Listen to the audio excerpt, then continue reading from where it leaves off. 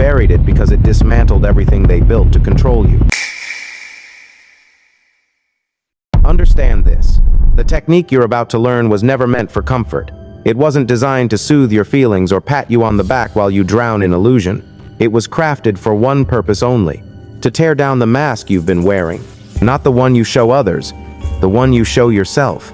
It was called the Black File in circles that no longer exist. Private studies, off-the-record case files.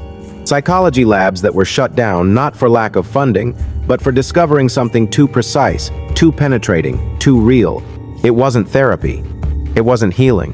It was exposure. And exposure is fatal to lies. The split. There are two lives inside you.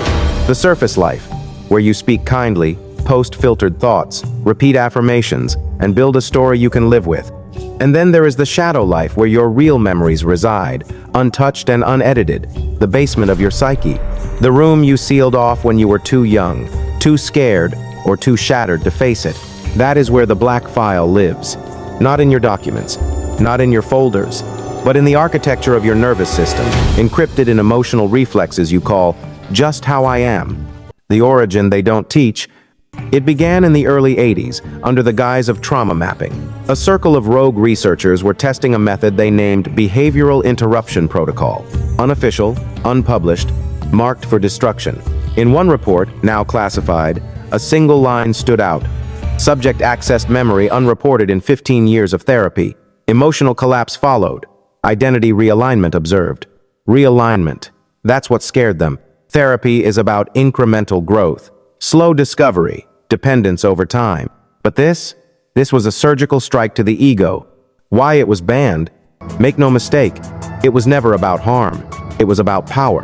Because this technique did something terrifyingly rare in mental health. It worked too fast. One session was enough to unravel a decade of coping mechanisms. It tore through cognitive defenses like a bullet through glass. Therapists rejected it, not because it failed, but because it exposed too much. Too soon. Off record, they admitted it. When a person sees the Black File, they can never return to who they were pretending to be. The file is not a document. You won't find it in a drawer.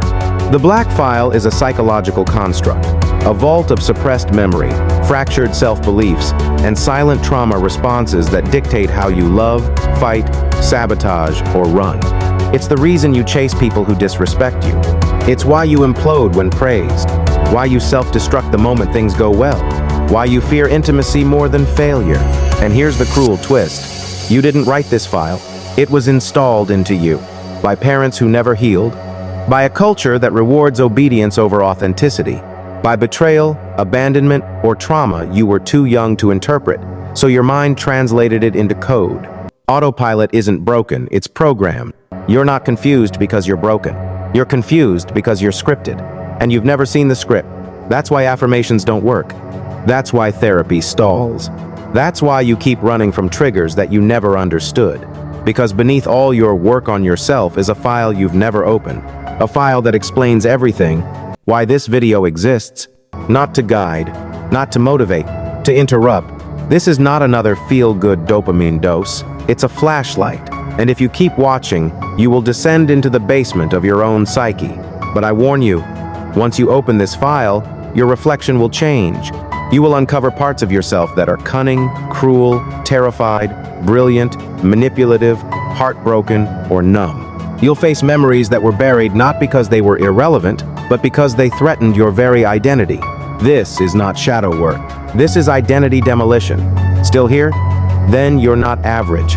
And that means you're ready for part 2. To be continued in part 2, the method they warned you about.